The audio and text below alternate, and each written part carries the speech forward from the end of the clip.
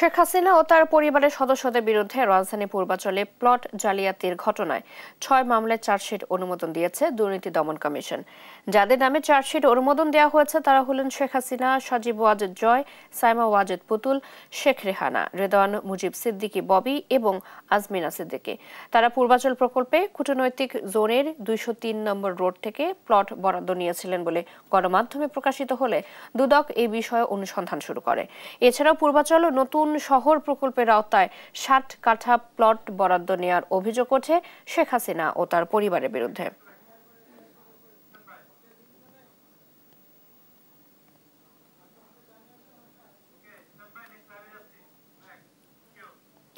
শেখ হাসিনা ও তার পরিবারের সদস্যদের প্লট জালিয়াতির বিষয়ে সর্বশেষ তথ্য জানাতে সরাসরি যুক্ত হচ্ছেন সহকর্মী ফজলা আদিত্য।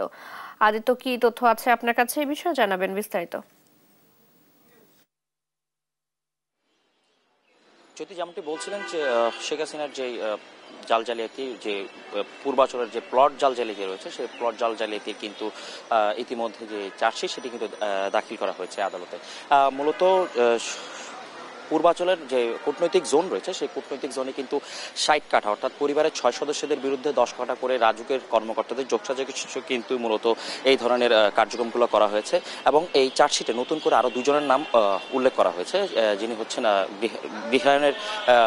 গৃহায়ন গণপূর্তের দুজন কর্মকর্তার নাম উঠে এসেছে এখন পর্যন্ত। তবে এই নিয়ে আরো বিস্তারিত আমরা জানতে পারবো আর অল্প কিছুক্ষণের মধ্যে নিয়ে একটি সংবাদ সম্মেলনের মাধ্যমে এই যে দুদকের যে মহাপরিচালক রয়েছেন আক্তার হোসেন তার তথ্য আর কিছুক্ষণের মধ্যে আমরা হাতে পাবো। এখন পর্যন্ত আমরা যেটি পেয়েছি সেটি হচ্ছে যে তাদের মানে অর্থাৎ এই অভিযুক্ত ব্যক্তিদের বিরুদ্ধে অর্থাৎ টোটাল ৬টি মামলায় এই পরিবারের সকল সদস্যদের বিরুদ্ধে কিন্তু এই চার্জশিটটি দাখিল করা হয়েছে। এখানের মধ্যে যেটি দেখানো হয়েছে এই প্রথম কিন্তু আওয়ামী লীগের যেই শেখ হাসিনা কোনো দুর্নীতির মামলায় কিন্তু আদালতে শরণাপন্ন হতে যাচ্ছে না এখন পর্যন্ত, এই প্রথমেই কিন্তু এটি করা হয়েছে।